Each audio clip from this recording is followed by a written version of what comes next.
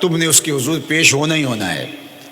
اس کے حضور جانے سے تم بچ نہیں پاؤ گے، چھٹکارا نہیں، رستگاری نہیں۔ ایک ایک عمل کا تمہیں حساب دینا ہوگا، ایک ایک حرکت اور ایک ایک سکنت تمہاری تشت ازبام ہوگی۔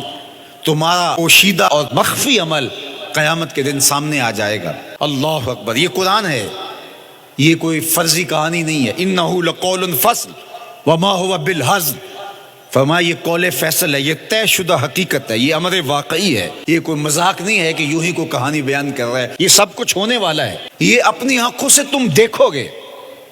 آج انکار کرو یا اقرار کرو، تمہیں کھلا موقع دیا ہے، حتیٰ کہ تم کافر بن کے زندگی گزارنا چاہو، نمرود بن کے جینا چاہو، فرعون بن کے جینا چاہو، حامان بن کے جینا چاہو، ہم تجھے دنیا پہ موقع دیں گے۔ لیکن یہ نہیں ہے کہ جب زندگی کی بساط لپیٹے گی پھر کام ختم ہو جائے گا، نہیں، یہ تمہیں ہمیں فرصت دی ہے، پھر ہم نے تم سے حساب لینا ہے، ایک ایک عمل تمہارے سامنے آئے گا۔ اللہ اکبر، ذرا غور کیجئے، فآمنوا باللہ، تو بہتر ہے کہ اللہ پر ایمان لاؤ، اس کے حضور تو تم نے آنا ہی آنا ہے۔ بہتر نہیں ہے کہ جیتے جی آ جاؤ، پھر لوگ تجھے اٹھا کے لائیں گے، اچھا نہیں ہے کہ اپنے قدموں سے چل کے آ جاؤ۔ کی آگ سن لوک یعقوب تینوں، جدوں ٹر پہ ہوں سر منہ کج کے تم، پھر جو کفن کی تنیوں میں لپیٹ کر کے تجھے لے کر کے جایا جائے گا، تو اچھا نہیں ہے کہ اپنے قدموں سے خود چل کے مالک کی دہلیز پہ چلے جاؤ۔ ایک حدیث میں آتا ہے کہ اللہ بندے کو اپنے سامنے سے ہٹنے نہیں دے گا جب تک اس سے 4 سوال نہیں کر لے گا۔ آپ دیکھیے، میں دیکھوں کیا ہم ان سوالوں کے جواب دینے کے لیے اپنے آپ کو تیار کر رہے ہیں۔ پہلی چیز، اللہ پوچھے گا عمر کہاں گزاری۔ دوسرا سوال، اللہ تعالیٰ علم کے بارے میں پوچھے گا، جو پڑھا تھا بتا عمل کہاں تک کیا۔ خلوت، جلوت، زندگی، شام و سحر تیرے اس سیکھے ہوئے علم کی مطابقت میں تھے، یا علم عزت دولت کمانے کے لیے پڑھا تھا۔ تیسری بات، اللہ پوچھے گا مال کمایا کیسے، اور مجھے بتا مال خرچ کہاں کیا۔ آج لوگ نیب سے ڈرتے ہیں کہ ہم سے پوچھ نہ لیا جائے کہ یہ آیا کہاں سے، منی ٹریل پیش کرو، یہاں ہم بچ جائیں گے۔ کوئی مکر، کوئی دھندا، کوئی فریب چل جائے گا، کوئی پریشر، کوئی افرادی قوت، کوئی سیاسی اثر و رسوخ، کوئی رشوت، کوئی سفارش، کچھ نہ کچھ تو راستہ نکل ہی آئے گا۔ اور آج کی دنیا میں صرف یہی پوچھا جاتا ہے کمایا کہاں سے، یہ نہیں پوچھا جاتا خرچ کہاں کیا۔ جیسے چاہو خرچ کرو، لیکن وہاں سوال ہوگا وفیما انفقہ، خرچ کہاں کیا، یہ سوال بھی کیا جائے گا۔ وعن جسم ہی فیما ابلاہ، اور جسم کے بارے میں پوچھا جائے گا، اس جسم کو دی ہوئی توانائیوں کو خرچ کہاں کیا۔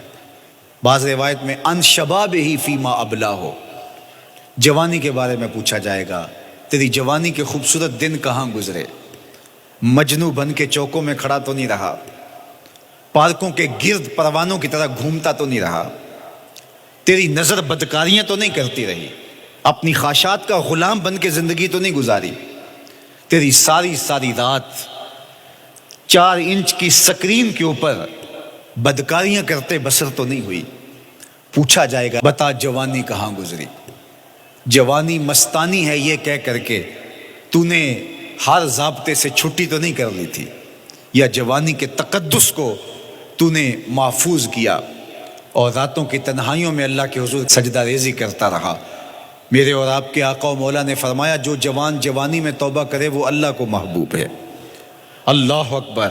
اور اللہ جن 7 لوگوں پر اپنے عرش کا سایہ کرے گا ان میں سے ایک شخص کا ذکر کرتے ہوئے فرمایا وَشَابٌ نَشَأَ فِي عِبَادَةِ اللَّهِ، وہ جوان جس کی جوانی اللہ کی عبادت میں گزری، قیامت کے دن جب کوئی سایہ نہیں ہوگا اللہ اسے اپنے عرش کا ٹھنڈا سایہ عطا فرمائے گا۔ میرے مخاطبین جو اس وقت میرے سامنے موجود ہیں بالمشافہ، اور پوری دنیا کے اندر جو اس وقت مجھے دیکھ رہے ہیں، ان میں زیادہ تر تعداد نوجوانوں کی ہے، تو میں آپ سب سے مخاطب ہوں اور آپ کو کہتا ہوں کہ یہ جوانی دوبارہ نہیں ملنی۔ بندہ کہتا ہے بڑھاپا آئے گا دیکھ لیں گے، جس طرح ہر چیز کا سرور جوانی میں ہوتا ہے، ہر چیز کا لطف بندہ کہتا ہے جوانی میں ہے، سجدوں کا جو لطف جوانی میں ہے وہ کسی اور زمانے میں نہیں ہے۔ اپنی پیشانی کو سجدوں سے آشنا کرو، اپنی جوانی کو مثل سحر بے داغ رکھنا، اپنے شباب کو الجھنے نہ دینا، اپنے شباب کے تقدس کو پامال نہ ہونے دینا۔ اس کائنات کا بہترین چہرہ وہی ہے جو جنسی کالک سے محفوظ ہے۔ اپنے تقدس کو مجروح نہ ہونے دینا۔ تمہاری زندگی شبنم سے پاکیزہ تر رہے، سحر سے پاکیزہ تر رہے۔ تمہاری جوانی اتنی خوبصورت ہو کہ محمد عربی کو رشک آئے تمہاری جوانی پر۔ اپنی جوانی کو آوارگی میں بسر نہ کرنا، اپنی اس جوانی کو دین کے لیے وقف کرنا۔ سحری کے سجدوں میں آنسو بہا کر کے جوانی کا لطف کشید کرنا۔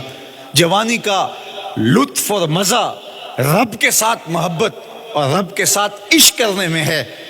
جوانی کے اندر دل کی بےتابیاں، دل کی بے چینیاں اور دل کی بے قراریاں ذرا مسلح پہ لے کے آؤ۔